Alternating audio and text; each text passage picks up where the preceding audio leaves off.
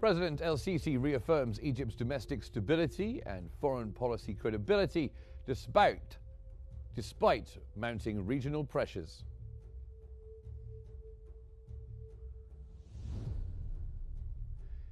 Egypt announces the continuation of humanitarian aid airdrops into Gaza.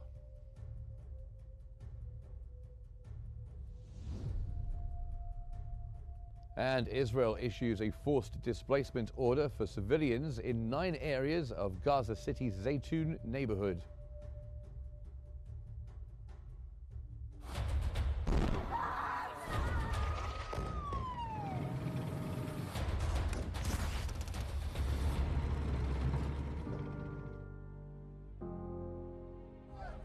والله العظيم ولا حبة رز، والله العظيم ولا حبة عدس. ما فيش أكل، ما فيش شرب، عندي بنت 2.5 صارت تصفر.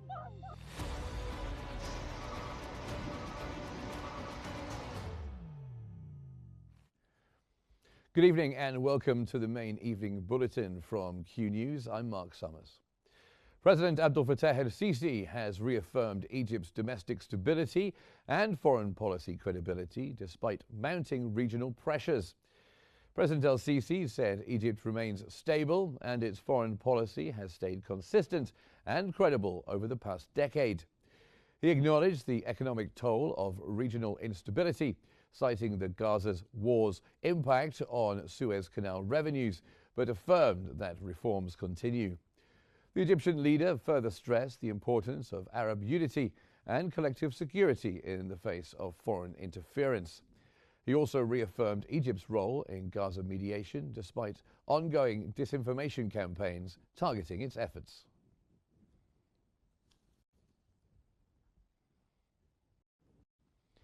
Egyptian President Abdel Fattah el-Sisi has reaffirmed Egypt's unwavering stance on Gaza, denouncing genocide, rejecting displacement, and urging global action to end the war and deliver aid.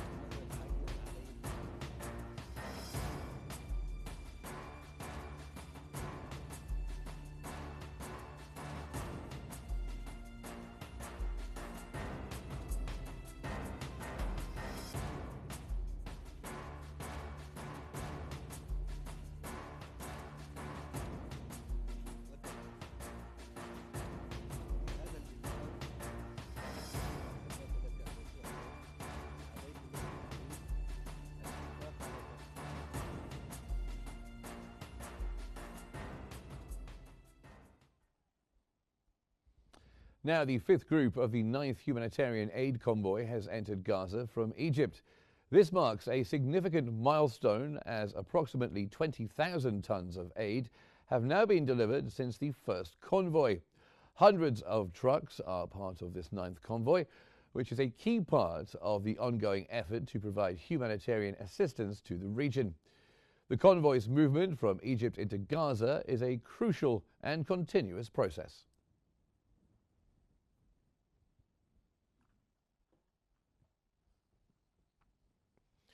The Egyptian military spokesman has announced the continuation of humanitarian aid airdrops into Gaza. He said that over a 3-day period, 12 military transport aircraft departed, carrying significant quantities of food supplies. These airdrop operations are specifically targeting areas within the Gaza Strip that are difficult to access via land routes.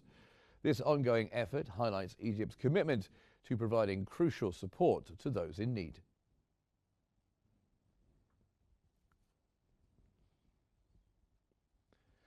Egyptian Prime Minister Mustafa Madbouli has announced that thousands of Egyptian trucks are stationed near the Kerem Abu Salem crossing, ready to enter Gaza with aid.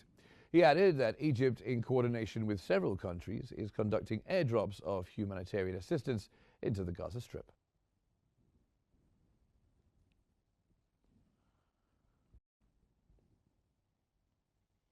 And now we cross over to Mona Masahi, who's in our newsroom. Mona. Thank you so much, Mark. And for further analysis, we're joined from Cairo by former Assistant Foreign Minister, Ambassador Dr. Mohammed Hagazi. Good evening to you, sir, and welcome to Q News. Let me here start by asking you, how has the focus of President Sisi on a balanced and credible foreign policy helped Egypt mediate the Gaza conflict despite heightened regional tensions?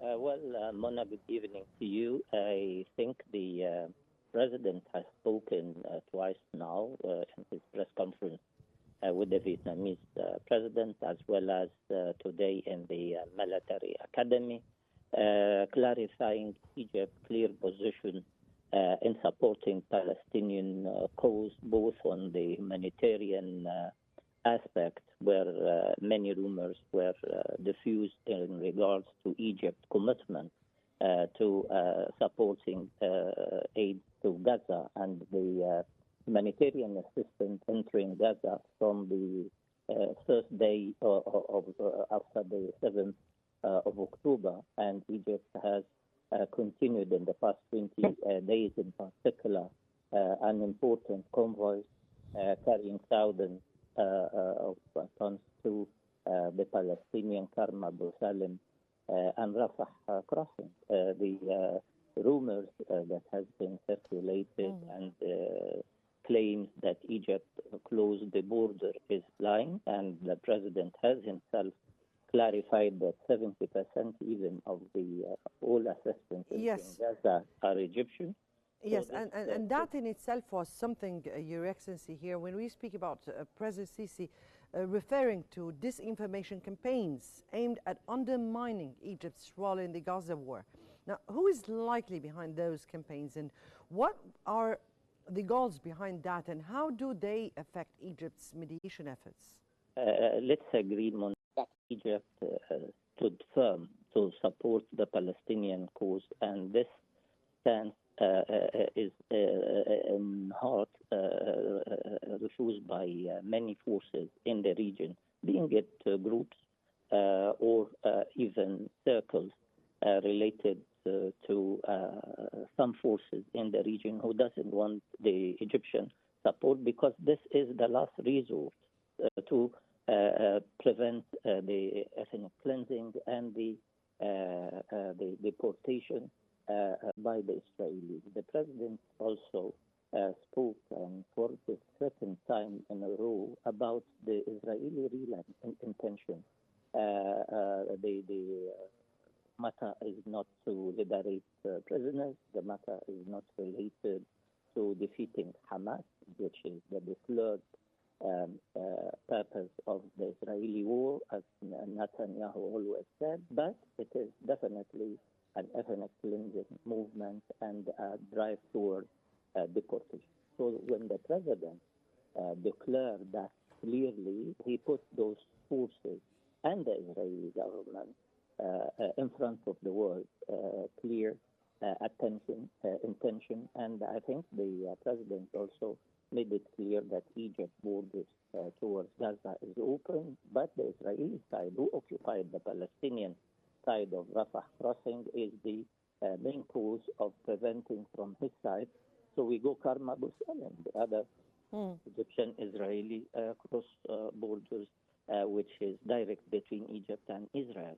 The most important announcement made by the president twice in a row is that Egypt will stay firm in its just commitment to enhance the resilience of the Gazan people and their resistance to the deportation plot by the Israeli right-wing government. Right. Here, the president also called for Arab unity and collective security. Now, in light of the Gaza war, how achievable is such a vision, and what challenges does Egypt face in promoting that? I think Egypt noticed not only the campaign against the Egyptian rule, but also some social media trying to create tension between Arab capitals. And this is a very important moment of the history of the region and of the Palestinian cause, where threats to annex West Bank and to destroy Gaza and to deport its people. So this is the high time where the Egyptian position should be supported and the Arab unity should be reflected in all policies, and definitely by that only we can maybe stop the plan that is against our national security. But then, what challenges do we face in being able to promote for such unity? Egypt has promoted the collective Arab will behind the Egyptian Arab Islamic plan to reconstruct Gaza, and we hosted an Arab emergency summit that has adopted the Egyptian plan for early relief and reconstruction of Gaza. We will continue our role not only to promote this very important plan, but also to support the two-state solution and the very important document that has been declared last week in New York and will be further supported by the recognition of 17 countries, including Britain and France, or Canada and Australia, among others, so that I think the Palestinian state will be closer with the support of Egypt, Arab world, and the international community. Right, Your Excellency, that is beside Egypt's delivering the aid and, of course, mediating in the Gaza ceasefire. That was Ambassador Dr. Mohammed Higazi from Cairo, the former Assistant Foreign Minister. We thank you so much for joining us here on Q News. And now back to you, Mark, in our studios. Mark. Thank you, Mona. Mona Masahi there in our newsroom. Now, Israeli Prime Minister Benjamin Netanyahu is set to convene his security cabinet tomorrow night to discuss the next phase of the military operation in Gaza. The meeting is expected to focus on approving a full occupation of Gaza, despite concerns from the army officials and the chief of staff, who caution that such a move may risk the lives of captives still held within the enclave.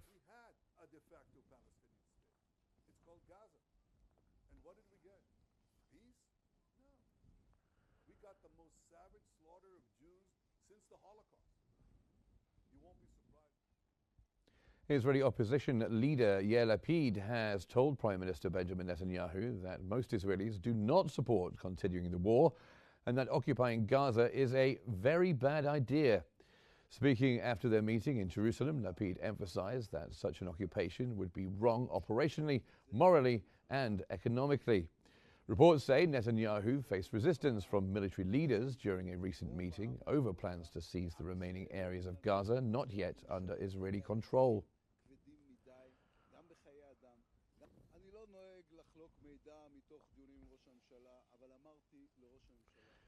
Also, Israeli former Prime Minister Ehud Olmert has called on Israelis to protest, saying the time has come to show opposition to the ongoing conflict.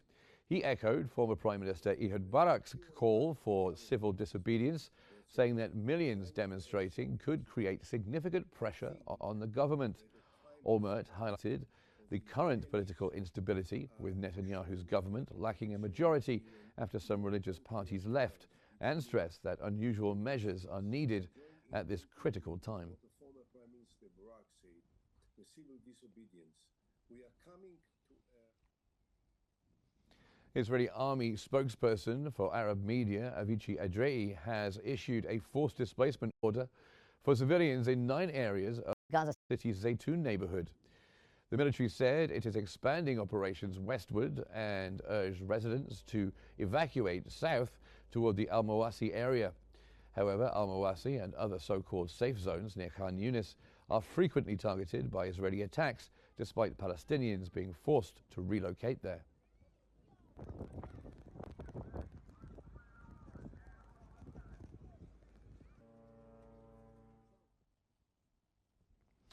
The director of Al-Shifa Hospital in Gaza City, Dr. Mohammed Abu Salmiya, has warned of severe shortages in anesthesia and blood supplies as medical facilities struggle to cope with the influx of casualties. According to the director, hospital occupancy in Gaza has surged beyond 300%, with anesthesia supplies expected to run out within 48 hours and critically low blood stocks. He added medical staff are struggling to treat a high number of patients, many with severe upper body injuries, as the shortage of operating rooms leads to preventable deaths.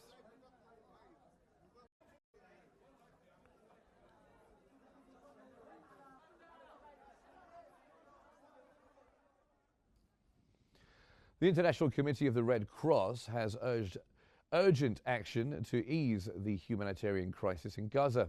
The ICRC spokesperson, Hisham Mahana, said everyone has suffered enough. Mahana stressed the need for an immediate agreement between Hamas and Israel to allow life-saving aid into the besieged enclave. He said over 350 ICRC staff in Gaza are also struggling to find food and water, highlighting the worsening situation for displaced civilians. Mahana called for guaranteed access to food, medical care and communication with families, warning time is running out.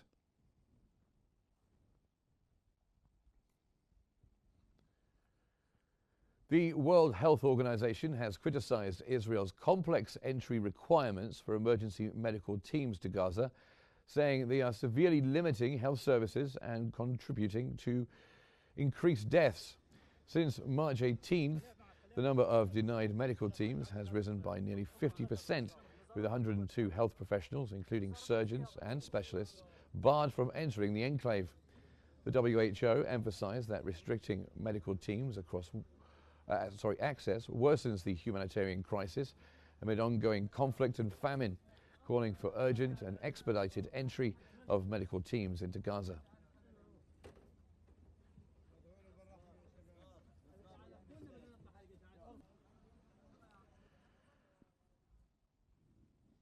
Children in Gaza are facing severe famine due to Israel's ongoing aid blockade, with many suffering from extreme malnutrition. UNICEF reports a sharp rise in child malnutrition cases, with 6,500 admitted for treatment in June and 5,000 more in the first 2 weeks of July alone. The blockade, imposed since March 2024 and only partially eased, has severely restricted food access. Despite some aid convoys resuming, UN experts warn that famine continues to devastate Gaza. The humanitarian situation is dire, with residents living in harsh conditions without proper nutrition.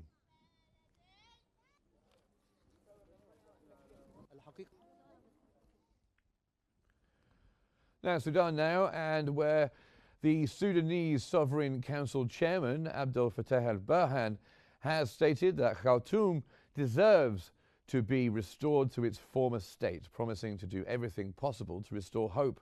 He declared that the fight against the Rapid Support Forces militia will continue across all of Sudan, including El Fasher and Kordofan, until they are disarmed and displaced citizens can return home. Al-Burhan affirmed that police are key partners in rebuilding the nation and has ordered a crackdown on unlicensed weapons in the capital.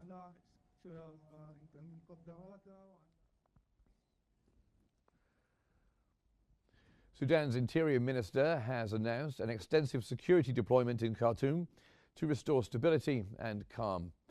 This intensified presence is part of a broader effort to re-establish order and ensure the safety of the city's residents. The minister's statement underscores the government's commitment to de-escalating tensions and bringing a swift end to the unrest, paving the way for a return to normalcy.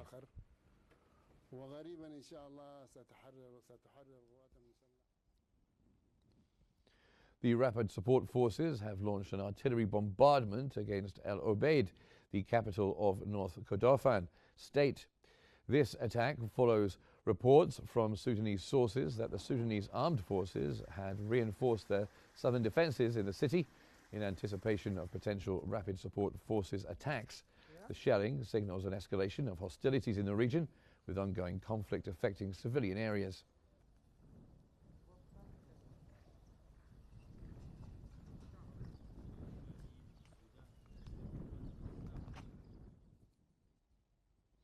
And in other news, Egypt's Foreign Minister Badr Abdel Ati has held two phone calls, one with Iranian Foreign Minister Zaporizhzhia and another with the International Atomic Energy Agency Director General Rafael Grossi.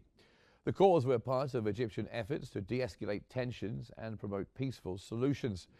During his conversation with Zaporizhzhia, Abdel Ati emphasized the importance of diplomatic engagement and resuming cooperation with the IAEA to rebuild trust and create a supportive environment for regional security and stability.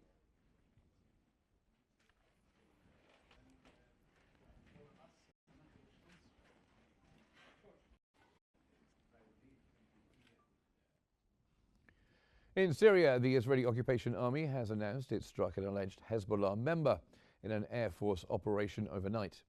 The military did not provide details on the outcome of the strike. According to the army, the member operated from Lebanese territory to direct terrorist cells in Syria, which were reportedly planning rocket attacks on the Israeli-occupied Golan Heights.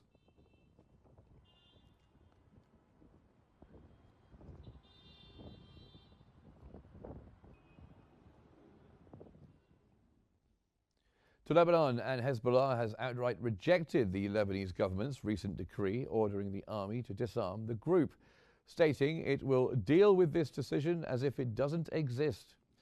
The decree, announced by Prime Minister Nawaf Salam, asserts the state's exclusive right to bear arms and marks a direct challenge to Hezbollah's military presence. The group accused the decision of being dictated by the United States and serving Israeli interests, warning it undermines Lebanon's sovereignty and security.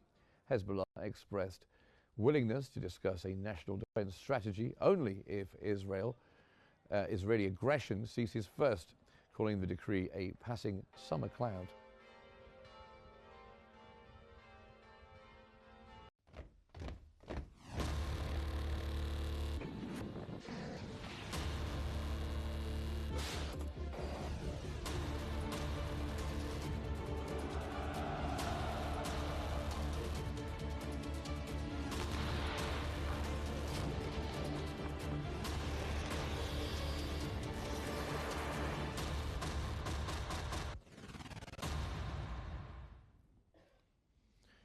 Talks between Russian President Vladimir Putin and US Special Envoy Steve Witkoff were described as useful and constructive.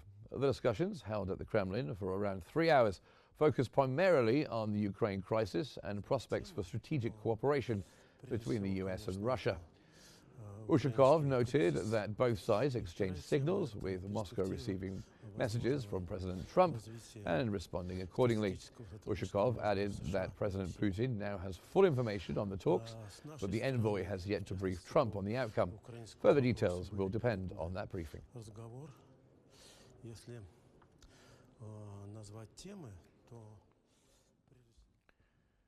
Governor Ivan Fedorov has stated that in Ukraine's Zaporizhzhia region, Russian strikes killed 2 people and injured 10 others, including 4 children. Over 567 attacks were reported across 16 settlements within 24 hours. Earlier strikes on Zaporizhzhia city alone damaged at least 9 buildings. Emergency services are currently responding to the incidents. The report could not be independently verified, and Russia has not yet commented.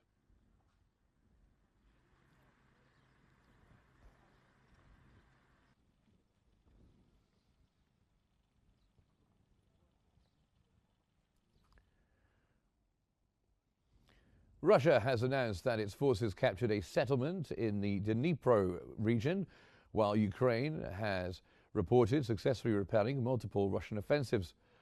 Russia's defense ministry said its air defenses shot down 146 Ukrainian drones in the past day and targeted transportation and military infrastructure across more than 140 locations.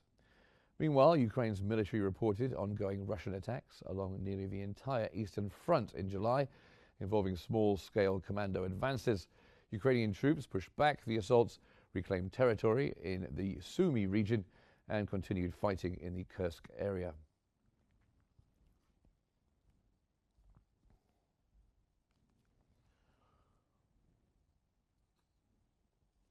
Now, elsewhere in Europe, Poland's newly inaugurated president, Karol Nawrocki, has pledged to amend the constitution to safeguard national sovereignty in a speech signalling growing tensions with Prime Minister Donald Tusk's centrist government. Nawrocki, backed by the Conservative Law and Justice Party, the PIS, opposes Tusk's push to reverse controversial judicial reforms criticised by the EU for undermining democratic norms. Although Nawrocki can now veto and propose laws, constitutional changes require a two-thirds parliamentary majority.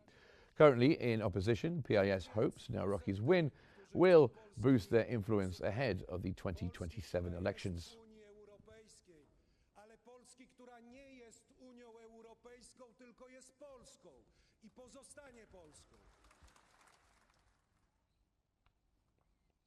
The US and South Korean Marine Corps carried out joint drills, including amphibious landings and drone-assisted infiltration exercises to strengthen operational readiness. South Korea's military announced around 2,500 personnel participated, including 1,500 US Marines from Okinawa. The exercises, held from mid-July throughout August in cities like Pohang, also featured chemical, biological and radiological training. The US currently stations around 28,500 troops in South Korea to deter North Korea's nuclear threat.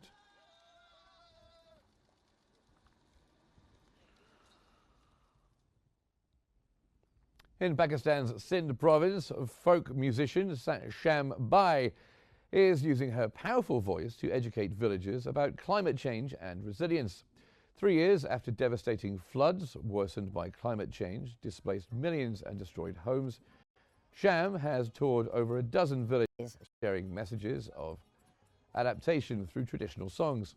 Her music resonates deeply in areas where literacy rates are low and internet access limited, helping spread vital information amid ongoing environmental changes.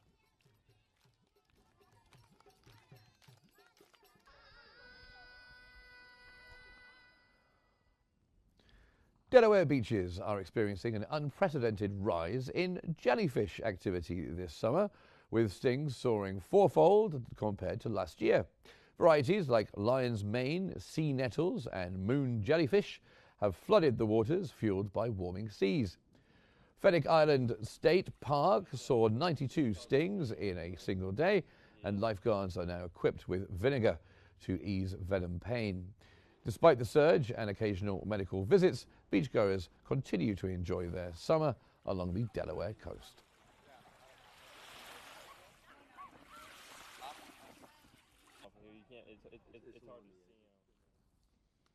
Scientists exploring the depths of the Kuril-Kamchatka and Aleutian trenches in the Northwest Pacific have discovered thriving marine communities that rely on chemosynthesis instead of sunlight for energy. Dominated by tube worms and clams, these animals survive by converting chemicals like hydrogen sulfide and methane seeping from the sea floor into energy. The discovery, made at depths of over 9,500 meters, deeper than Mount Everest is tall, marks the deepest known existence of such life forms. Researchers say these creatures have unique adaptations to survive the extreme pressure and darkness of the deep ocean.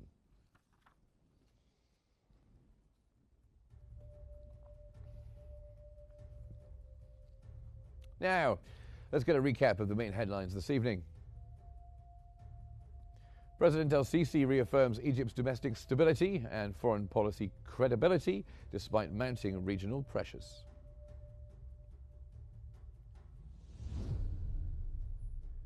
Egypt announces the continuation of humanitarian aid airdrops into Gaza.